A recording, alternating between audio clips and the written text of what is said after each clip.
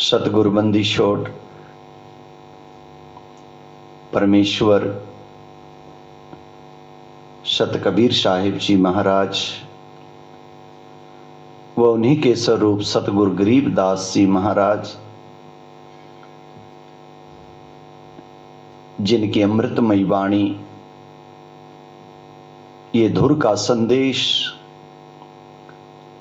हंसों के कल्याण के लिए महाराज इस भवसागर में लेकर के आए। अभी पतिव्रता का अंग सतगुरु महाराज की वाणी से चल रहा है। पिछले सत्संग में ध्रुव जी का प्रकरण आपको बताया था कि वो भी पतिव्रत हैं। आगे सतगुरु वाणी में फरमाते हैं, गरीब 16 सेंस सुहेलिया छाड़े मीर दीवाने, बलक बुखारा तज गए देख अदम सुल्तान। गरीब सुल्तानी पतिव्रत है छाड़ा बलक बुखार, मन मंजन अवगत रहते साईं का दीदार। इब्राहिम अधम सुल्तान जो बलक शहर का बादशाह था, उसको भी महाराज पतिव्रत कहते हैं कि उसने भी परमात्मा के इस मार्ग को अपनाया, परमेश्वर के इस मार्ग पर वो चले और सत पतिव्रत धर्म से उन्होंने भी भक्ति की। साहिब कहते हैं, गरीब 18 लाख तुरा दिया 16 सेंस हुरम्ब, सतगुरु मिले शिकार में मारा बाण असंभ। गरीब अजब नवेले पद्मनी अजब नवेले भोग, देख अदम सुल्तान को कैसे लीना जोग। गरीब अजब नवेले महल है अजब नवेली सेज, अजब नवेली कामनी कैसे टूटा हेज। गरीब अजब नवेला तख्त है अजब नवेली फौज, बंधन टूटे मोह के भाई सतगुरु की मौज। गरीब माल खजाने सब तजे तजे राज और पाट, सतगुरु से सौदा भया करी कबीरा साट। गरीब गगन मंडल से उतरे साहेब पुरुष कबीर, चोला धरा खवास का तोड़े जम जंजीर। गरीब काटे फंधन मोह के निर्भय भय निशंक, अनहोनी होनी करी मेट करम के अंक। गरीब कफनी ताखी पहर कर चले अधम सुल्तान, खलक बलक रोवत रया छाड़े मीर दीवान। गरीब खुदा लगी सुल्तान को मालन बेच बीर, 1.25 लाख के पावड़ी दए पलक में गेर। इब्राहिम अधम सुल्तान बलक शहर का बादशाह था। अपने उस राज सुख के अंदर वो अपने उस जन्म को उस सुख के अंदर लिप्त करके बर्बाद कर रहा था। उसको परमात्मा का ज्ञान ही नहीं था। राजघराने में जैसे ही जो जो सुख होते हैं उन सब सुखों को वो भोग रहा था। साहिब कहते 18 लाख तो घोड़े थे उसके पास, 16 सहस हुरंब, इतना सब सुख वैभव होते हुए भी सतगुरु महाराज ने उसको चेताया, क्योंकि वो पिछला हंस था सतगुरु का। पिछले जन्म जन्मांतर से वो महापुरुषों के वचन का पालन करता आ रहा था, लेकिन अगला जन्म जैसे हुआ तो वो भूल गया। उससे पहले सतगुरु जी ने लिखा है कि यही सुल्तान 9 शेरवा का बादशाह था, जो अधम के घर में आके जिसने जन्म लिया। अधम इसके पिता का नाम था, अब्राहिम इसके नाना का नाम था। ये बहुत लंबी कथा है। इसका पूरा नाम था अब्राहिम अधम सुल्तान। अधम इसके पिता का नाम था, बलक शहर का बादशाह। उससे पहले जन्म में सतगुरु जी ने लिखा है कि यही सुल्तान 9 शेरवा का बादशाह था, और 9 शेरवा के बादशाह के पास बहुत धन था, लेकिन वो धर्म नहीं करता था, दान नहीं करता था। सतगुरु एक फकीर के रूप में उसके पास जाते हैं कि भाई कुछ धर्म कर्म कर लिया कर। अब महाराज है ही नहीं कुछ, कि ये 80 गंज खजाने तेरे भरे पड़े हैं। कहते महाराज ये तो कोयले हैं। कि तथास्तु, अगर तू इसको कोयले समझता है तो कोयले ही हो जाएंगे। इतना कह करके महात्मा जी चल पड़े। 9 शेरवा बादशाह घबराया कि फकीरों के वचन बड़े अटल होते हैं, कहीं मेरा धन कोयले ही ना बन गए हों। जाके देखता है तो सचमुच कोयले बन गए, सारे धन के कोयले बन गए। भाग्या हुआ जाता है फकीर के पास वापस, महाराज मेरे से गलती हो गई, सतगुरु मेरे को बख्श दो, मेरे तो खजाने थे, धन था सब। कि भाई तू ही कह रहा था कि कोयले हैं। कि नहीं महाराज धन था। कि ठीक है धन था तो धन तेरे को वापस दे देंगे, तेरे धन को धन कर देंगे, तो तू क्या करेगा? कि महाराज जो आप कहते हो वही करूंगा। कि ठीक है तो भाई इनको भंडारे कर, इनको बांट दे, गरीबों की मदद कर, उनकी सेवा कर। तूने अपने खजाने तो भर लिए और जनता तेरी बहुत दुखी है। कहेंगे ठीक है महाराज, मैं सबकी मदद करूंगा। उनके कहने से उन्होंने सदा व्रत धन से खोल दिया। किसी को भोजन की आवश्यकता है तो हर वक्त यहां आपको भोजन मिलेगा। किसी को किसी पैसे की धन दौलत की जरूरत, वो भी सब आपको मिलेगी। ऐसे कहने से उसने लंगर ही लगा दिए। तो सतगुरु जी कहते हैं गृहपात स्याहानो शेरवा अन धन नाही फेर, 80 गंजले पीर के दिए खजाने गेर। गरीबी 80 गंज कोयले भय घर के जिंद जमाल, पात स्याहानो शेरवे को दिखलाया है ख्याल। गरीबी 80 गंज सतगुर दिए खैरायत नहीं एक, पात स्याहानो शेरवे को बाटे अनंत अनेक। ग्रीब बुगदाद बिलायत बल्ख लो दिल्ली अकबराबाद पातशाहानो शेरवे की इतलग शुरू मुराद।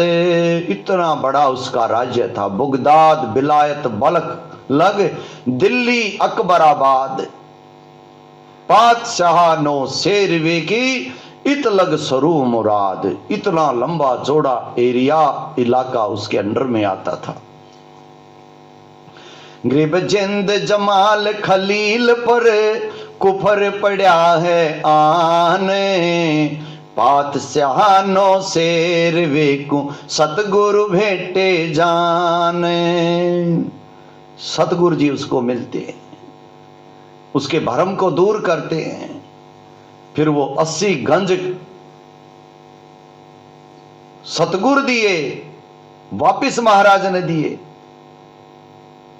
और उसने फिर धर्म कमाया। पहले नहीं कमाता था, खैरायत नहीं, एक खैरायत कहते धर्म करना, पुण्य करना, परोपकार करना, वो ये सब नहीं करता था। लेकिन महाराज के कहने से उसने बांटना शुरू कर दिया, अपना पुण्य कमाना शुरू कर दिया कि भाई तेरा शरीर छूट जाएगा, ये तेरा धन यहीं रह जाएगा, ये कोई काम नहीं आएगा, इसको अभी तू सार्थक कर ले। महाराज के कहने से उसने खजाना खोल दिया। खजाना खोल करके बहुत दिन तक वो लुटाता रहा, सारा ही खजाना खाली हो गया। फिर मन में विचार आया, ओहो मैंने तो सारा ही खजाना खाली कर दिया, एक फकीर के कहने से सारा ही बांट दिया। उसकी जो वासना थी वो धन में अटकी रह गई। महाराज ने तो दान इसलिए करवाया था, इसलिए छुटवाया था कि इसकी जो वृत्ति धन में अटक रही है, ये धर्म नहीं कर रहा है, इससे मैं पुण्य करवा दूं, इसका एक पुण्य बन जाएगा, इसकी वृत्ति धन से निकल जाएगी। लेकिन उल्टा पश्चाताप बढ़ गया, धर्म करके भी उसको उल्टा पछतावा हो गया। हो मैंने ये क्या कर दिया। सरव दे करके भी अगर आदमी पछताता है, दे के भी अगर पछताता है, दुखी होता है, तो वासना उस धन के अंदर अटकी रहती है, वृत्ति उसके अंदर अटकी रहती है। नौशेरवा बादशाह की भी वृत्ति धन में ही अटकी रही। मैंने ये क्या किया, एक फकीर के कहने से सारा ही बांट दिया, जबकि उसको चाहिए था महाराज आपने जो कहा, आपने जो करवाना था सो आपने करवा लिया। प्रभु मेरा मार्गदर्शन करो, मेरा कल्याण करो। भगति की बात पूछता, शब्द की बात पूछता। पुण्य तो कमा लिया, पुण्य तो इकट्ठा हो गया, पर भक्ति नहीं पूछ पाया, उल्टा पश्चाताप किया। अगर शब्द भेद पूछ लेता, शब्द का मार्ग पकड़ लेता, तो उसका उद्धार हो जाता, उसका कल्याण हो जाता। पर वृत्ति अटक गई धन में, मैंने ये क्या किया। तो साहिब कहते हैं, ग्रीव पंजा दस्त कबीर का सिर पर अरस अमान, पातशाहानो शेरवे से आन भय सुल्तान। वो नौशेरवा के बादशाह से सतगुरु का पंजा सिर पर था, महाराज के वचन का उसने पालन किया, लेकिन पश्चाताप किया। धन में वृत्ति अटकी रहेगी तो महाराज कहते हैं मैं तू धन ही ले, तू इतना धन ले कि अपनी प्यास तू सारी बुझा ले इस धन से। सतगुरु ने उसको अगले जन्म में 18 लाख तुरा दिया, 16 सैंस हुरम्ब, इतना सब कुछ दे दिया।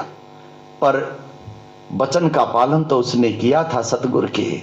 सतगुरु का प्यारा तो हो ही गया, तो अपने प्यारे को सतगुरु छोड़ते नहीं। वो फिर भूल गया आगे, उसको फिर आगे चेताते, उसको फिर जगाते हैं, किसी तरह मैं इसको अपने हंस को निकालूं, इसकी वृत्ति इस धन से बाहर करूं। तो उसको चेताने लग गए महाराज, उसको समझाने लग गए। सतगुरु की कृपा से उसकी नगरी में संत जाते हैं, सत्संग करते हैं, सत्संग की आवाज उसके कानों में पड़ती है, चेतावनी के शब्द उसको सुनाई देते हैं कि भाई थोड़े दिन का जीवन है, यहां से फिर तुझे जाना है। तू अपने धन का मत अहंकार कर, अपने शरीर का अहंकार मत कर। अपने इस मन को तू बार बार समझा कि मानत नामन मोरा साधो, मानत नामन मोरा रे। बार बार मैं ये समझाऊं जग में जीवन थोड़ा रे। इस काया का गर्व न करियो, क्या सांवर क्या गोरा रे। बिना भजन कछु काम नहीं आवे, चाहे इत्र छड़को चारों ओरा रे। इस माया का गर्व न करियो, क्या हाथी क्या घोड़ा रे। इस माया का भी तो अभिमान मत करना, क्या हाथी हैं क्या घोड़े हैं। इस काया का भी तो अभिमान मत करना। जोड़ जोड़ धन बहुत बटोला, लाखों और करोड़ा रे। दुविधा दुर्मति चतुराई में जन्म गया नर तोहरा रे। अजहू आन मिलो सत्संगत, सतगुर मान निहोरा रे। अभी भी कहते हैं महाराज, कहते तू सत्संगत में आके मिल जा,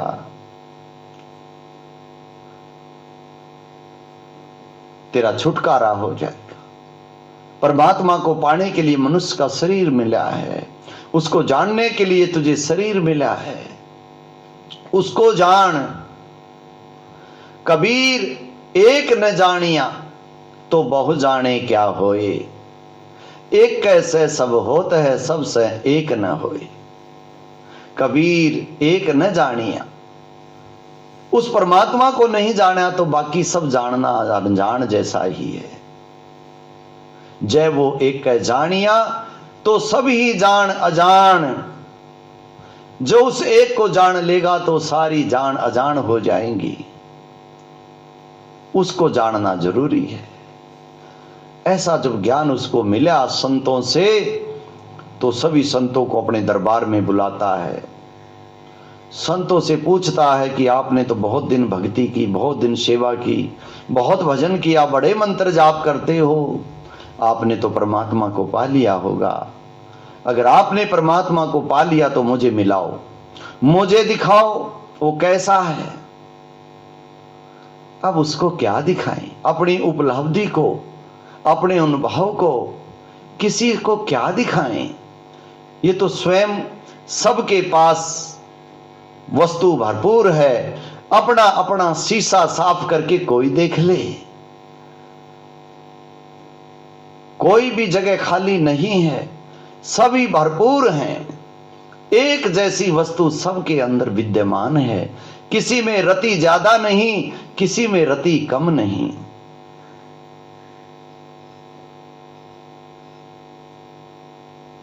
उसको जाने, स्वयं का ही अनुभव, स्वयं ही उसको जान सकते हैं। दूसरे के जानने से अपने को कोई लाभ नहीं है। हां, जिसने जाना है उसका संग करके, उसका सत्संग करके, उसकी सेवा बंदगी करके हमारे को भी कुछ लाभ मिलता है। लेकिन जब तक उस स्टेज पे हम नहीं पहुंचते, उस पद तक नहीं पहुंचते, तब तक अपने को कोई विशेष लाभ नहीं है। और पहुंचा भी तभी जाएगा जो भेदी होगा, उसका संग किया जाए। भेदी संग मिले दिलदानी, तो या पावे अखत कहानी। जिसको कथा नहीं जा सकता, ये अकह भेद है, अखत कहानी है परमात्मा की। ये सूक्ष्म से भी अति सूक्ष्म मार्ग है। लेकिन जो कोई इसका भेदी है, इसके भेद को जानता है, उससे अपना दिल मिल जाए और वो भेदी भेद दे दे तो बात बन जाए। भेदी संग मिले दिलदानी, तो या पावे अखत कहानी। तो ये अखत कहानी मिल सकती है। जैसे तिल में तेल है, यूं काया मद राम, कोलू में डारे बिना तत् नहीं सह काम। जैसे तिल के एक एक तिल के अंदर पूरी वस्तु भरपूर है, ऐसे ही एक एक शरीर के अंदर सब वस्तु भरपूर है। लेकिन कोई इस मार्ग का भेदी हो, जो भेद दे दे, हमारे इस मार्ग को खोल दे, इस रास्ते की चाबी हमें दे दे, तो हमारे अंदर के भी पर्दे खुल सकते हैं, हम भी उस नजारे को देख सकते हैं। लेकिन अपने नजारे को दूसरे को क्या दिखाएं? अब सभी संत विचार करने लगे, राजा ने तो बड़ी दुविधा में डाल दिया हमें, अब अपनी उपलब्धि को राजा को क्या दिखाएं?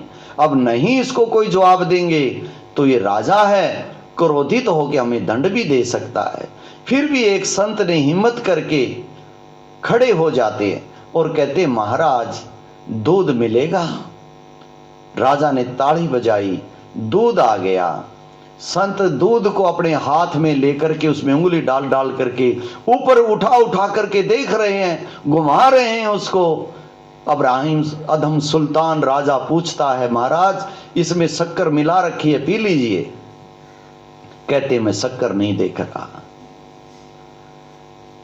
शक्कर नहीं देख रहा मैं, आपने मिला रखी है कि नहीं मिला रखी है।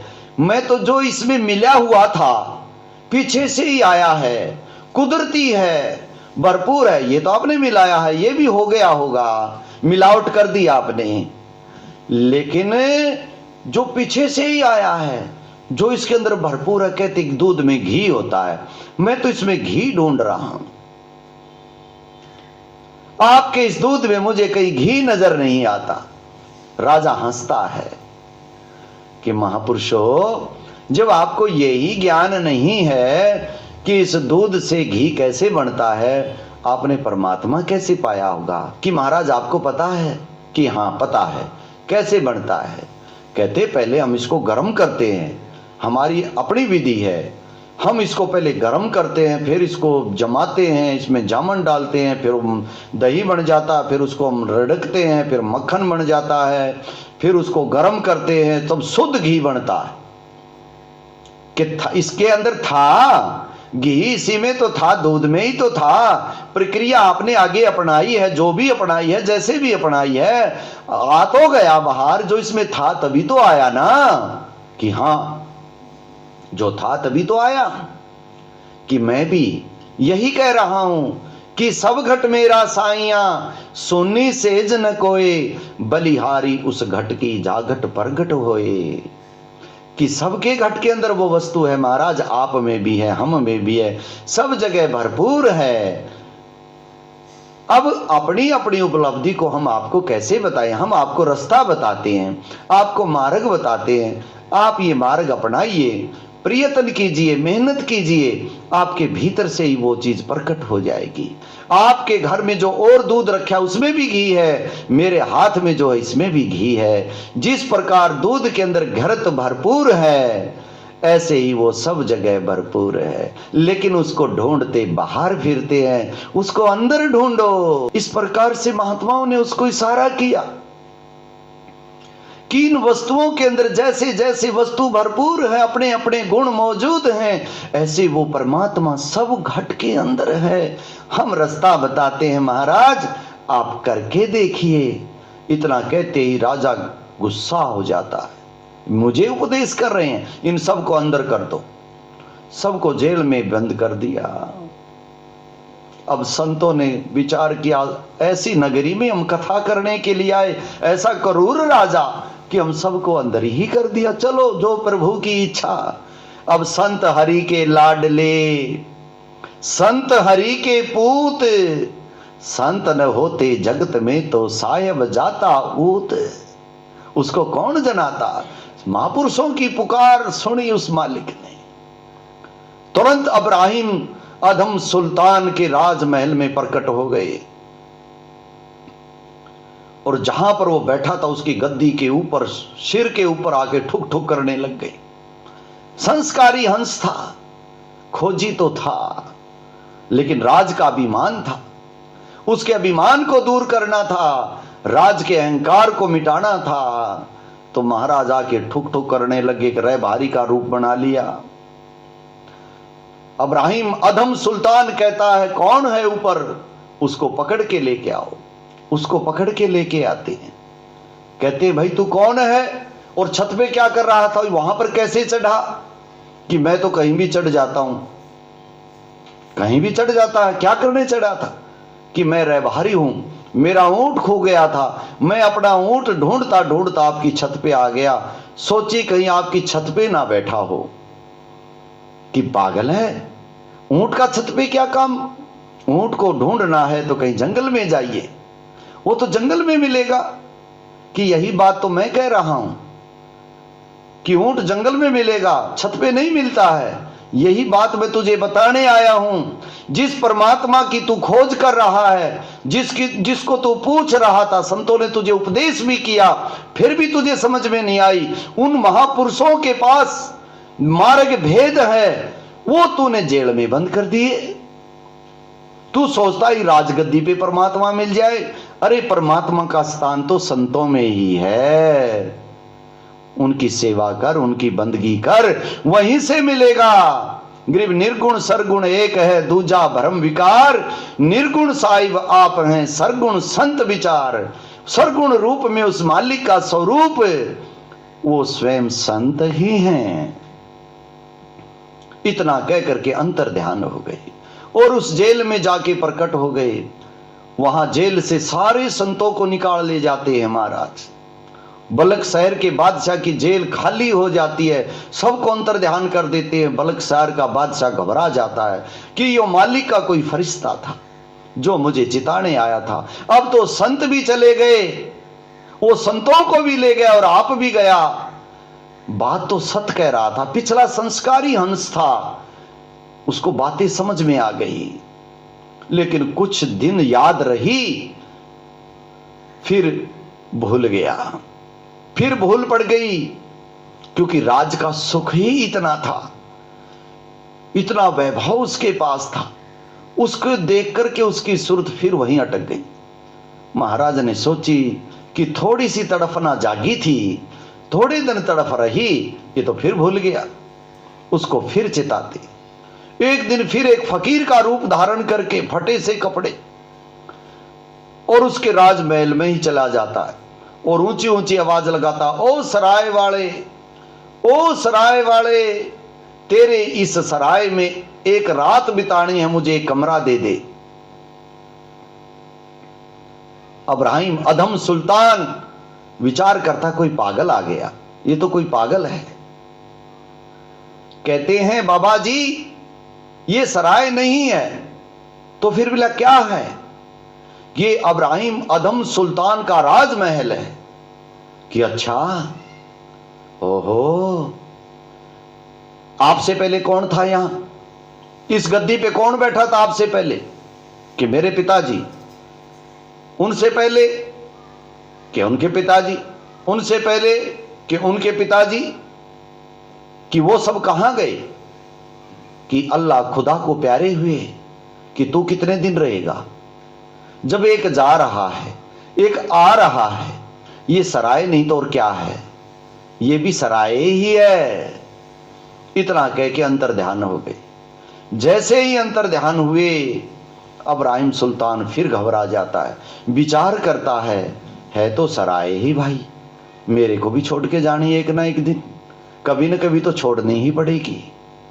विवेक जागृत होता है, पर करूं क्या? बाबा जी तो फिर अंतर ध्यान हो गए। अब क्या करूं? सोचता है, बड़ा विचार करता है, राज सुख भी उसको अच्छे नहीं लगते। फिर क्या हुआ? कुछ दिन के बाद फिर बोल गया।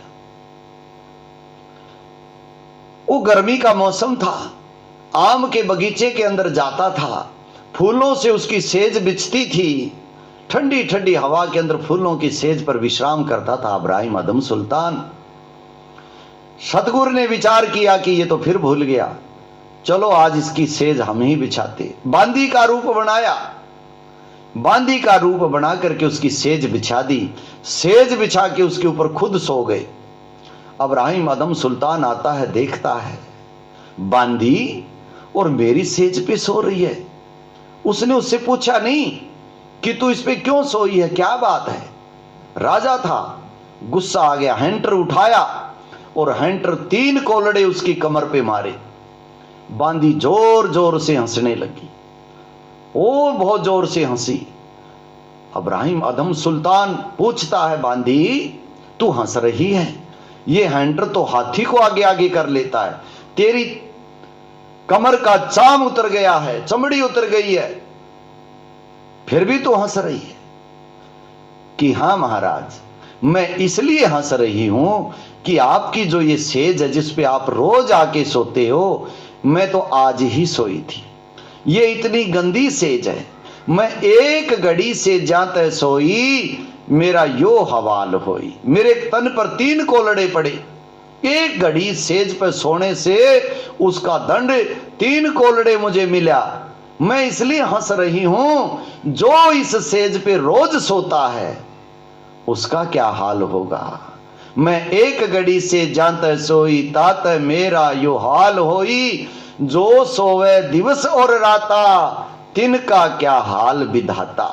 उसका क्या हाल होगा, हे मालिक ये परमात्मा ही जाने। इतनी बात कह के फिर अंतर ध्यान हो गई। इब्राहिम सुल्तान फिर घबरा जाता है कि ये क्या छलावा है, ये कौन है जो मेरे को बार बार ऐसे आकर के बता रहा है। कुछ दिन फिर याद रखी बातें, लेकिन फिर भूल गया। शिकार खेलने के लिए जाता है, वहां एक तालाब बना दिया महाराज ने। 3 कुत्ते लेकर के फकीर का रूप बना के फिर बैठ गए। इब्राहिम अदम सुल्तान शिकार खेलता खेलता थक गया, प्यास लग आई। पास में तालाब देखा तो घोड़े को पानी पिलाया, अपने आप पानी पिया। फिर देखता कोई फकीर है और उसके पास 3 सुंदर सुंदर कुत्ते हैं। कहता है, ये 3 कुत्ते क्या कीजिए, इनमें से 2 हमको दीजिए। महाराज कहते हैं, ये कोई साधारण कुत्ते नहीं हैं, ये तेरे बाप दादा हैं भाई। इन बड़े बद फैल कमाई, यहाँ लो लंगर शीस लगाई, तब कुत्तों धूम मचाई। अब तू तख्त बैठ कर भूली, तेरा मन चढ़ने को सूली। अब तू तख्त पे बैठ करके भूल गया, तू भी सूली पे ही चढ़ना है, तने भी कुत्ता ही बनना है और इस बेल से बांधूंगा। इतना जब उसने कहा तो इब्राहिम सुल्तान को चक्कर आ जाता है, चक्कर खा के गिर जाता, मूर्छा आ जाती है उसको। जब उसकी मूर्छा टूटती है तो ना तालाब था वहां पे, ना कोई बाबा जी था, ना कुत्ते थे, कुछ भी नहीं था। लेकिन कुछ तो घटना घटी थी उसके साथ, उसको याद थी। वहीं से उसको बैराग हो गया। तो साहब कहते हैं, 18 लाख तुरा दिया 16 सहस हुरम्ब, सतगुरु मिले शिकार में मारा बाण असंभ। शिकार खेलते खेलते उसको मिल गए महाराज, और उसको ऐसा बाण मार दिया कि वो निकल गया। फिर तो टिक नहीं पाया कि उसका पुण्य बहुत ज्यादा था, पीछे पुण्य बहुत किया था, भक्ति बहुत थी। ग्रीबट अजब नवेली पद्मनी, अजब नवेले भोग, देख अदम सुल्तान को कैसे लीना जोग।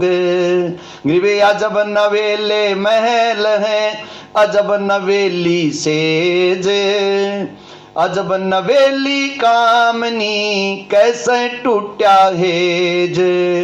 हेज कहते प्रेम, उनका वो प्रेम जो वहां लगा हुआ था वो कैसे टूटा।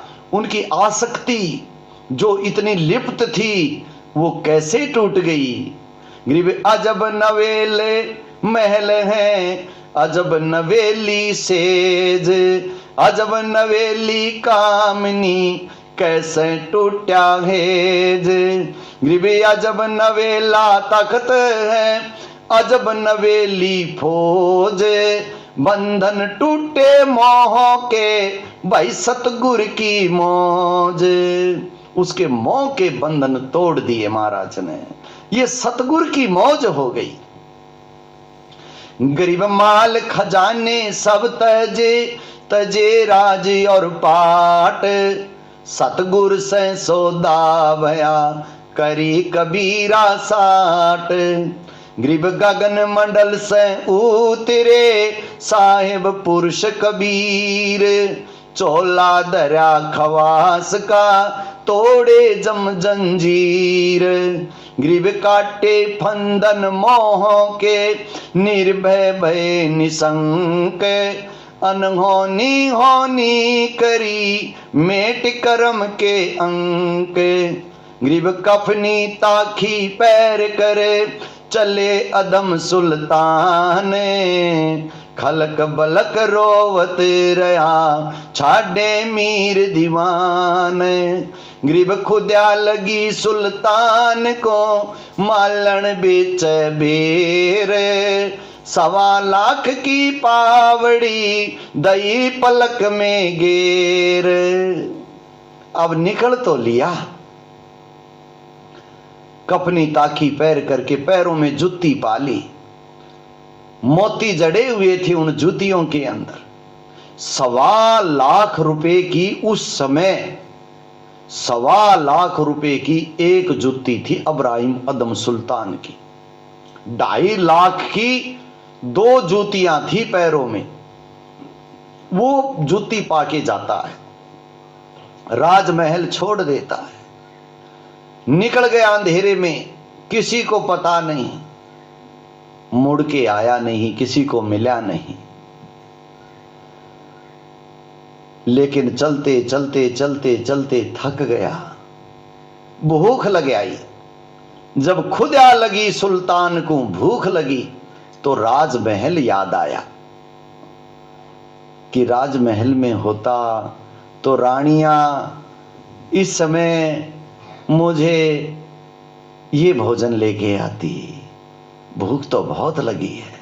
ऐसा विचार आया ही था तो क्या देखता है, सामने एक मालन बैठी है, बड़े सुंदर सुंदर बेर ले रही है। सोचता है मालन के पास जाके बेर ही ले लो। कहता है मालन मेरे को बेर दे दो, मुझे भूख बहुत लगी है। कहते हैं भाई बेर 1 पैसे के शेर बेर हैं, 1 पैसा दे दे, शेर बेर ले ले। कहते पैसा तो नहीं है, तो फिर बेर भी नहीं देती मैं तो। पैसा दे दे, बेर ले ले। कहते पैसा मेरे पास नहीं है, मेरे पास तो ये जूती है और 1.25 लाख रुपए की एक जूती है। कहते मेरे को नहीं पता क्या 1.25 लाख होता है क्या नहीं होता है, मैं तो पैसे का पता है। और ये तेरी जो जूती है, इन दोनों जूतियों के बदले 1 शेर बेर दे सकती हूं, बस इससे ज्यादा मैं नहीं दूंगी। दे लेने हैं तो ले ले, नहीं तेरी मर्जी। अब भूख ऐसी चीज थी, भूख बहुत लगी थी, तो सोचता है पैसा तो है नहीं, चलो शेर बेर सी, ये 2 जूतियों के बदले शेर बेर दे रही है। कहते मालन दे दे, मेरी जूती बहुत कीमती है, पर चलो भूख लगी है मुझे, तू शेर ही दे दे। गरीब खुदा लगी सुल्तान को मालन बेच बेर। 1.25 लाख की पावड़ी दई पलक में गेर। गरीब शेर बेर मालन दिए, 1 बेर की आस, 1 बेर के कारण बीती बहुत त्रास। अब जब वो शेर बेर तोलने लगी मालन, तो उस शेर बेरों के अंदर 1 बेर बहुत सुंदर था, बहुत अच्छा बेर था, बिल्कुल लाल बेर था। उसके ऊपर इब्राहिम अदम सुल्तान की भी नजर टिकी थी। जब वो मालन तोलने लगी बेर, तो उसने उसी बेर को नीचे गिरा दिया। जैसे उसने बेर को नीचे गिराया तो इब्राहिम अदम सुल्तान कहता ये बेर मेरा है। मालन कहती है ये तो मेरा है, ये तेरा नहीं है, ये नहीं चढ़ेगा इसमें, कि नहीं ये चढ़ेगा, ये मेरा है। वो कहती नहीं मेरा है। वहां झगड़ा हो जाता है। मालन और सुल्तान को हिलकारे ले जाई, उसको पकड़ ले गए, हिलकारे आगे, वहां झगड़ा हो रहा था। राजा के यहां पेश कर दिया। राजा पूछता है कि भाई क्यों झगड़ा कर रहे हो? कि एक बेर के कारण झगड़ा हो रहा है। ये कहती है बेर मेरा है, मैं कहता हूं कि बेर मेरा है, मेर चढ़ेगा। खिंचातानी होती रही। अब राजा भी कुछ फैसला जब नहीं कर पाया तो मालन कहती है कि ये बेर मेरा है। अब्राहिम कहता बेर मेरा है। तो खींच के उसके मुख पे थप्पड़ मार दी। ओ मालन के रूप में सतगुरु उसके मुंह पे थपेड़ा मारते हैं तो कहते हैं गरीब दीन दुनी सब ही तजी छाड़ा बलख बुखार। कितना बड़ा तू राज छोड़ के आ गया, सब दुनिया छोड़ के आ गया, अब एक बेर के ऊपर फिर मेरी मेरी करने लग गया। गरीब दीन दुनी सब ही तजी जैसे बलख बुखार। गरीब दीन दुनी सब ही तजी छाड़ा बलख बुखार। एक बेर के कारण गाल्या हाथ गंवार। अब एक बेर के कारण फिर मेरी मेरी कर रहा है। तेरा है ही क्या यहां, ये मेरी मेरी ही तो मिटानी है। इस मेरी मेरी में तू फिर फंस गया। उसी समय पैर पकड़ लेती है कि अब नहीं जाने दूंगा, अब मुझे पता चल गया। पैर पकड़ लेते हैं कि मुझे बेर भी नहीं चाहिए, मुझे कुछ नहीं चाहिए, मुझे आप चाहिए। सतगुरु अपना जिंदा रूप में प्रकट हो जाते, वहीं पे अपना स्वरूप बदलते कि भाई ठीक है, गरीब या सुख से सुख संख गुणे बर्म शब्द के माही। सतगुरु मिले कबीर से तो सतलोक ले जाही। कि सतगुरु मिल गए तो जीव को सतखंड ले जाते कि महाराज ना मुझे राजपाट कुछ नहीं चाहिए, मुझे बेर भी नहीं चाहिए, मेरा कल्याण करो, मेरे को ये मार्ग दो, मेरे को ये रास्ता बताओ, मेरे पे रहम करो, मेरे पे दया करो, मैं आपकी शरण में हूं, मुझे कुछ नहीं पता, मैं कुछ नहीं हूं। तो सतगुरु उसको शब्द देते हैं, शब्द दे करके उसको भक्ति प्रदान करते कि अब सुमरन कर, भजन कर, अब तू अपना राज करना चाहता है तो जा, अब अपना तू राज भी कर सकता है, अपना राज्य भी कर ले और भक्ति कर, भजन कर। महाराज बड़ा मुश्किल से पेंडा छूट के आया, अब तो मुझे पता चल गया, अब मैं उस झंझट में नहीं फंसना चाहता, अब मैं फकीरी में रहूंगा, मैं फकीरी धारण करूंगा। तो वो भी पतिव्रत हुआ परमात्मा का, परमात्मा के प्रति उसकी सच्ची कसक थी, सच्ची लगन थी, सच्चा प्रेम था। तभी तो उस सौदे को उसने कर लिया। जिस भी रूप में जैसे भी हुआ वो सौदा उसने कर लिया भक्ति का, जिसको ज्ञान हो गया। ज्ञान होना बहुत जरूरी है कि शब्द क्या है, सुमरन भजन क्या है, हमें वो क्या देगा, ये ज्ञान होना बहुत जरूरी है। ये भय होना भी बहुत जरूरी है कि मौत बिसारी बावरी अचरज किया कौन, तन माटी में मिल गया जूं आटे में लौन। कि हम अपनी मौत को बिसर गए हैं, भूल गए हैं कि हमने यहां से जाना है, एक न एक दिन जाना है, और यह भी पता नहीं है कि कब जाना है, कितने दिन का सौदा है, कितने दिन का ये खेल है। ऐसे इस लोक के अंदर हम विचरण करते हैं। ये भव सागर है, ये मृत्यु लोक है, फिर भी आंख बंद करे बैठे हैं। सिर पे काल खड़ा है, सिर पे काल का पहरा है, ये समय बीतता जा रहा है। हर रोज, हर पल, हर घड़ी, हर मिनट समय बीत रहा, हर पहर बीतता जा रहा, रुक तो नहीं रहा। समय तो अपनी गति से चल रहा है, समय ही काल है। एक ना एक दिन सबका समय है, निश्चित है समय। समय बीत रहा है, श्वासों की पूंजी भी घट रही है। 24 घंटे में 21,600 श्वास हर मनुष्य ले लेता है। वो तो नॉर्मल चलते ही हैं, घट रहे हैं। और हम यहां खुशियां मना रहे हैं कि आज मेरा हैप्पी बर्थडे है, मेरा जन्मदिन है, मैं इतने साल का हो गया, बड़ी पार्टियां कर रहा है। ये भूल गया तेरी जिंदगी के इतने वर्ष बीत गए। अरे 1 साल और कम हो गया, पिछले से 1 साल और कम हो गया। थोड़ी सी पूंजी बची है, ये भी नहीं पता कि आगे अब कितनी बची है। फिर भी इसको कोई चिंता नहीं है, कोई फिक्र नहीं है। इतनी गफलत में इसका जीवन चल रहा है।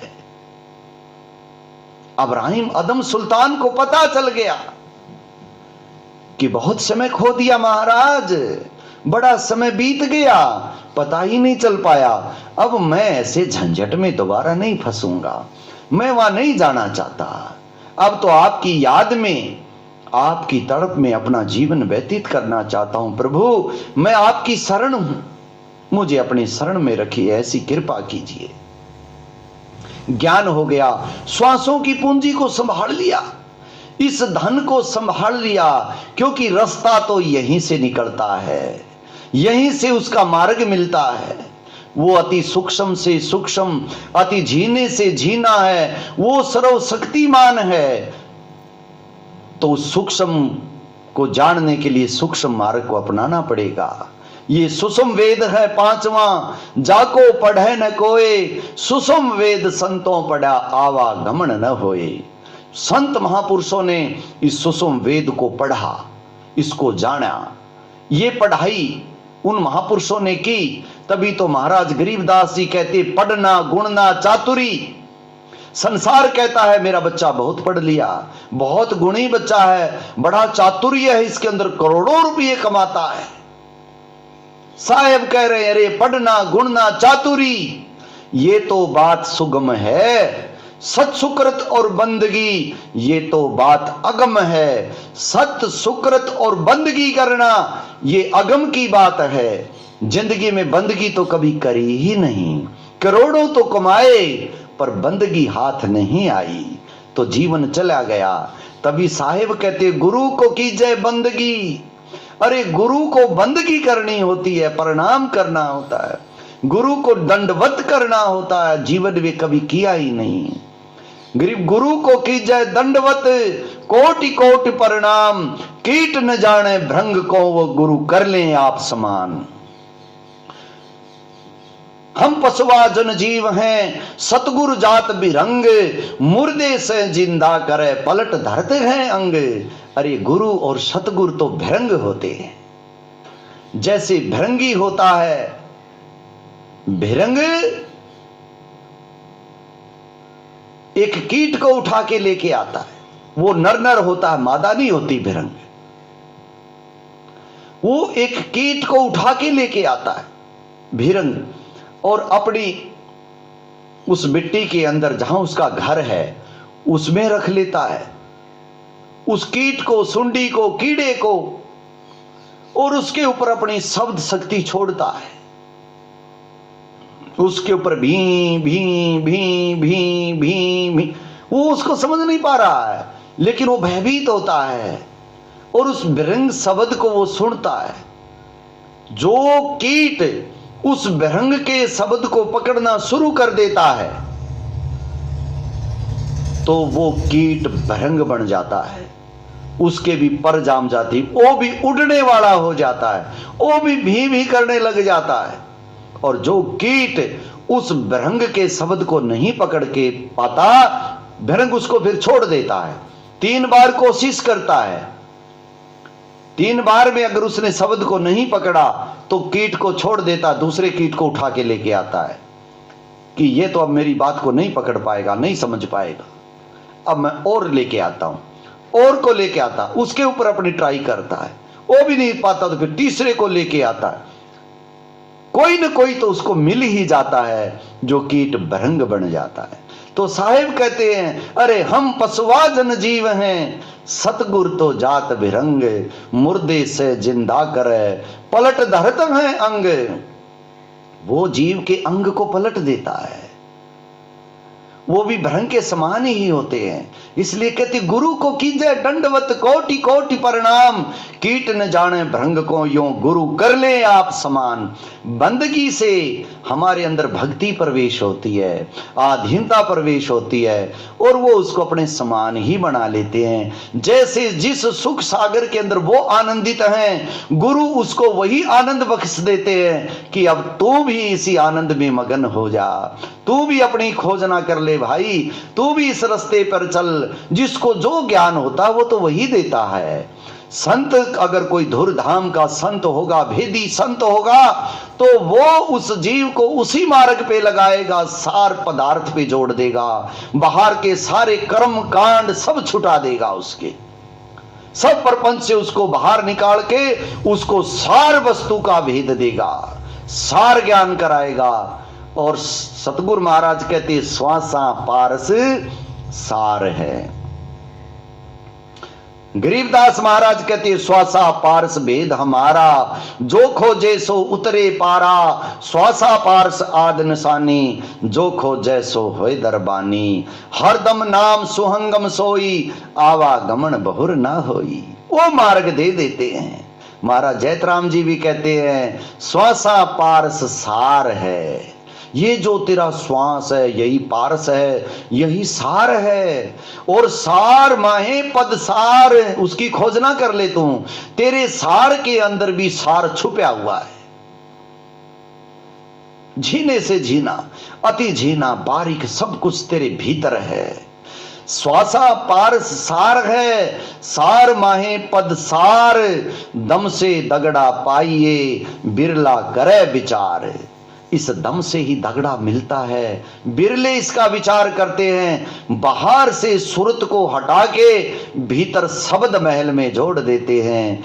ये सतगुरु का काम है। सतगुरु के बिना ये कार्य नहीं हो सकता, सतगुरु के बिना ये भेद नहीं मिल सकता। सतगुरु ही इस वस्तु को देनहार हैं, और वो आधीनों को ये वस्तु प्रदान करते, उसका कोई अधिकारी होता है तो उसको वस्तु दे देते हैं, उसका कल्याण हो जाता है, उसका आवागमन मिट जाता है, तो वो परमात्मा के प्रति पतिव्रत हो जाते हैं। तो सतगुरु जी ने संघ के अंदर सुल्तान को भी, इब्राहिम अदम सुल्तान को भी पतिव्रत कहा कि उसने भी उसको जान लिया, उसके प्रति उसकी कसक हुई, प्रीत हुई, और शब्द भेद को पाके इब्राहिम अदम सुल्तान भी अपना उद्धार कर गए, उनका बेड़ा पार हो गया। इस आवागमन, इस संसार का चक्कर सब खत्म हो गया। बोल सतगुरुदेव महाराज की जय। सत साहिब।